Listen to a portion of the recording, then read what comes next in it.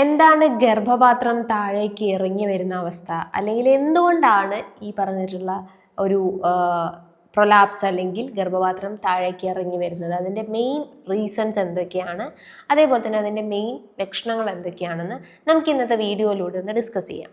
Hi, ഞാൻ doctor Juhi Das, QNB health കെയറിലെ homeopathic ഫിസിഷ്യനാണ്.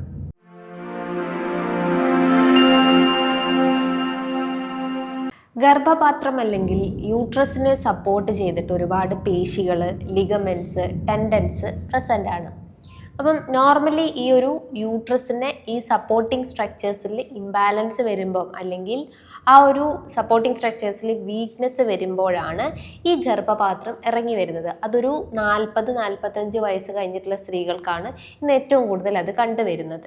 മെയിനായിട്ടും ഇതിൻ്റെ റീസൺസ് എന്ന് പറയുന്നത് ആ മസിൽ സ്ട്രക്ചേഴ്സ് ഉണ്ടാവുന്ന വീക്ക്നെസ് അല്ലെങ്കിൽ ടെൻഡൻസിനോ ലിഗമെൻസിനോ ഒക്കെ ഉണ്ടാവുന്ന വീക്ക്നെസ്, ബലക്കുറവാണ് ഇതിൻ്റെ മെയിൻ റൂട്ട് കോസ് എന്ന് പറയുന്നത്. രണ്ടാമത്തേത് ഹോർമോണൽ ഇംബാലൻസ് ആണ്. ലൈക്ക് നിങ്ങൾക്ക് ഇപ്പോൾ മെനോപോസ് അറ്റൈൻ ചെയ്തിട്ടുള്ള സ്ത്രീകൾക്കൊക്കെയാണ് ഇത് ഏറ്റവും കൂടുതൽ കണ്ടുവരുന്നത്. കൺജനൈറ്റലായിട്ട് നിങ്ങൾക്ക് ജനിച്ചപടിയാലെ എന്തെങ്കിലും ബുദ്ധിമുട്ടുകളൊക്കെ ഉണ്ടെങ്കിലും അങ്ങനെ കാണിക്കാവുന്നതാണ്. ജനറ്റിക് ഹിസ്റ്ററി ഇതിൻ്റെ ഒരു മെയിൻ റൂട്ട് കോസ് ആയിട്ട് നമുക്ക് പറയാവുന്നതാണ്. അതേപോലെ തന്നെ സർവിക്സ്, വജൈന, ഇത്തരം ജനൈറ്റൽ ഏരിയാസിൽ എന്തെങ്കിലും ഗ്രോത്തോ അല്ലെങ്കിൽ അവിടെ എന്തെങ്കിലും സിസ്റ്റ് ഫോർമേഷൻസ് ഒക്കെ ഉണ്ടെങ്കിലും അതിൻ്റെ ഭാഗമായിട്ടും നിങ്ങൾക്ക് യൂട്രൈൻ പ്രൊലാപ്സ് രൂപപ്പെടാൻ ചാൻസസ് ഉണ്ട്. എന്തെങ്കിലും ന്യൂറോളജിക്കൽ ഡിസോർഡേഴ്സ് ഉണ്ടെങ്കിൽ, ലൈക്ക് നിങ്ങൾക്ക് ഇന്റർവേർട്ടിബിൾ ഡിസ്ക് പ്രൊലാപ്സിൻ്റെ അല്ലെങ്കിൽ സ്പൈൻ ഇറിറ്റേഷൻസ് എന്തെങ്കിലും ഉണ്ടെങ്കിലും അതിൻ്റെ ഭാഗമായിട്ടും നമുക്ക് യൂട്രൈൻ പ്രൊലാപ്സ് രൂപപ്പെടാനുള്ള ചാൻസസ് വളരെ കൂടുതലാണ്.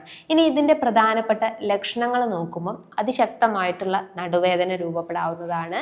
അതേപോലെ തന്നെ നിങ്ങൾക്ക് യൂറിൻ പാസ് ചെയ്യുമ്പം ഒരു ഡിഫിക്കൽട്ടി അല്ലെങ്കിൽ പെയിൻ ഒക്കെ ഫീൽ ചെയ്യാവുന്നതാണ്, അല്ലെങ്കിൽ യൂറിൻ കംപ്ലീറ്റ് ആയിട്ട് പോകാൻ പറ്റാത്തൊരവസ്ഥ ഉണ്ടാവും. അതേപോലെ തന്നെ മലം പോകുന്ന സമയത്തായാലും ഭയങ്കര ഒരു ഡിഫിക്കൽട്ടി അല്ലെങ്കിൽ ഒരു പെയിൻ ഫീൽ ചെയ്യാവുന്നതാണ്. അമിതമായിട്ടുള്ള ക്ഷീണം ഇതിൻ്റെ ഒരു ലക്ഷണമായിട്ട് നമുക്ക് പറയാവുന്നതാണ്. അതേപോലെ തന്നെ സെക്ഷൽ കോണ്ടാക്ട് വരുന്ന സമയത്തായാലും ഒരു പെയിൻ ഫീൽ ചെയ്യാനുള്ള ചാൻസസ് വളരെ കൂടുതലാണ്. ഈ ഒരു യൂട്രൈൻ പ്രൊലാപ്സ് കൃത്യമായിട്ടൊരു ട്രീറ്റ്മെൻറ്റ്സ് എടുത്തിട്ടില്ലെങ്കിൽ പല രീതിയിലുള്ള കോംപ്ലിക്കേഷൻസ് ലീഡ് ചെയ്യാനുള്ള ചാൻസസ് ഉണ്ട്.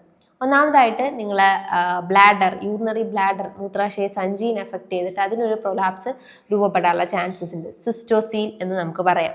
രണ്ടാമത് ഇൻഡസ്റ്റൈൻസ് അല്ലെങ്കിൽ കുടലിനെ ബാധിച്ചിട്ട് അത് കുടൽ വീക്കമായിട്ടോ അല്ലെങ്കിൽ കുടലിറക്കമൊക്കെ ആയിട്ട് പ്രശ്നം രൂപപ്പെടാവുന്നതാണ്. അതിനാണ് നമ്മൾ എൻഡ്രോസീൽ എന്ന് പറയുന്നത്. അതേപോലെ തന്നെ മലദ്വാരത്തിന് ചുറ്റുമായിട്ടും ഈ ഒരു ഇൻഫ്ലമേഷൻസ് വരികയും അത് പിന്നീട് ഈ പ്രൊലാപ്സ് പോലെ രൂപപ്പെടാൻ ചാൻസസ് ഉണ്ട്. അതിനാണ് നമ്മൾ റെക്ടോസീൽ എന്ന് പറയുന്നത്. അങ്ങനെ കോംപ്ലിക്കേഷൻസ് ആയിട്ടും ഇതിൻ്റെ ഈ ഒരു അസുഖത്തിൻ്റെ ഇത് നമുക്ക് പറയാവുന്നതാണ്. ഇനി ഈ ഒരു ബുദ്ധിമുട്ടുകളുള്ള സമയത്ത് ഇതിനെ പല ഗ്രേഡുകളാക്കി തരംതിരിച്ചിട്ടുണ്ട്. അതായത് ഏകദേശം ഒരു 3-4 ഗ്രേഡ് ആക്കിയിട്ട് ഇതിനെ തരംതിരിച്ചിട്ടുണ്ട്. ഫസ്റ്റ് ഗ്രേഡ് എന്ന് പറയുമ്പം ഒരു മൈൽഡ് ആയിട്ടുള്ളൊരു പ്രൊലാപ്സ് നമുക്ക് കാണാവുന്നതാണ്. സെക്കൻഡ് ഗ്രേഡ് എന്ന് പറയുമ്പം യൂട്രസ് വജൈനേൻ്റെ അതേ പ്ലെയിനിൽ തന്നെ നിൽക്കുകയാണെങ്കിൽ അതിനാണ് നമ്മൾ സെക്കൻഡ് സ്റ്റേജ് അല്ലെങ്കിൽ സെക്കൻഡ് ഗ്രേഡ് എന്ന് പറയുന്നത്. തേർഡ് സ്റ്റേജ് എന്ന് പറയുമ്പോൾ വജൈനയിൽ നിന്നും പുറത്തേക്ക് തള്ളി വരുന്നതായിട്ട് നമുക്ക് കാണാവുന്നതാണ്. ഫോർത്ത് സ്റ്റേജ് എത്തുമ്പോൾ അത് കംപ്ലീറ്റ് ആയിട്ടും പ്രൊലാപ്സ് ചെയ്ത് കംപ്ലീറ്റ് ആയിട്ട് പുറത്തേക്ക് തള്ളി വരുന്നത് കാണാവുന്നത്. അതാണ് ഫോർത്ത് സ്റ്റേജ് എന്ന് പറയുന്നത്. ഇതൊക്കെയാണ് മെയിൻ ആയിട്ട് ഇതിൻ്റെ സ്റ്റേജസ് എന്ന് പറയുന്നത്. ഇനി ഇതിൻ്റെ മാനേജ്മെൻറ്റ് സൈഡ് നോക്കുമ്പം നമ്മൾ കൃത്യമായിട്ട് എന്തെങ്കിലും മെഡിസിൻസ് എടുക്കുന്നുണ്ടെങ്കിൽ അത് കൃത്യമായിട്ട് ഫോളോ അപ്പ് ചെയ്യേണ്ടതാണ്. മെനോപോസ് ഉള്ള സമയത്താണെങ്കിൽ നമ്മൾ ഭക്ഷണ രീതികൾ കൃത്യമായിട്ട് ശ്രദ്ധിക്കുക, ബോഡി വെയിറ്റ് കൃത്യമായിട്ടൊന്ന് കൺട്രോൾ ചെയ്യാൻ ശ്രമിക്കുക. അതേപോലെ തന്നെ നിങ്ങൾ ഭക്ഷണത്തിലായാലും അധികം മധുരം, സ്പൈസി, ജങ്ക് ഫുഡൊക്കെ പരമാവധി കുറച്ചെടുക്കാൻ ശ്രമിക്കുക. നിങ്ങൾ കിടക്കുന്ന സമയത്തായാലും പില്ലോ യൂസ് ചെയ്യാൻ ശ്രമിക്കുക. അതായത് നമ്മൾ നേരെ കിടക്കുകയാണെങ്കിൽ പില്ലോ മാക്സിമം നമ്മുടെ തൊടേൻ്റെ അടിഭാഗത്തായിട്ട് വെക്കുക. നമ്മൾ ഒരു സൈഡിലേക്ക് ചെരിഞ്ഞ് കിടക്കുകയാണെങ്കിൽ 2 മുട്ടിൻ്റെ ഇടയിലായിട്ട് പില്ലോ വെച്ച് കിടക്കാൻ ശ്രമിക്കുക. ഹെവി വെയിറ്റ് എടുക്കുന്ന ശീലങ്ങൾ ഉണ്ടെങ്കിൽ പരമാവധി കുറയ്ക്കുക. കണ്ടിന്യൂസ് ആയിട്ട് ഇരുന്ന് ജോലി ചെയ്യുന്ന അല്ലെങ്കിൽ കണ്ടിന്യൂസ് ആയിട്ട് നിന്ന് ജോലി ചെയ്യുന്ന ആളുകളൊക്കെ ആണെങ്കിലും അതിനൊരു ചേഞ്ച് ചെയ്യുക അല്ലെങ്കിൽ ആ ഒരു പൊസിഷൻസ് ചേഞ്ച് ചെയ്യാൻ ശ്രമിക്കുക.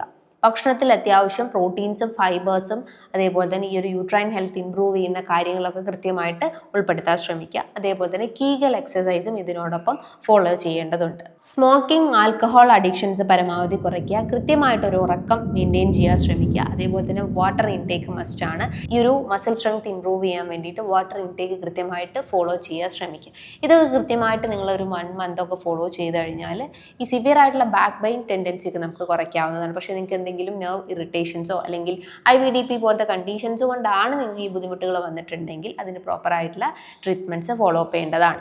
ഇനി ഇതുമായി ബന്ധപ്പെട്ട് നിങ്ങൾക്ക് എന്തെങ്കിലും ഡൗട്ട്സ് ഉണ്ടെങ്കിൽ താഴെ കാണുന്ന നമ്പറിൽ കോൺടാക്ട് ചെയ്യാവുന്നതാണ്. നല്ലൊരു ഹെൽത്ത് ടോപ്പിക്കുമായി വീണ്ടും കാണാം. താങ്ക്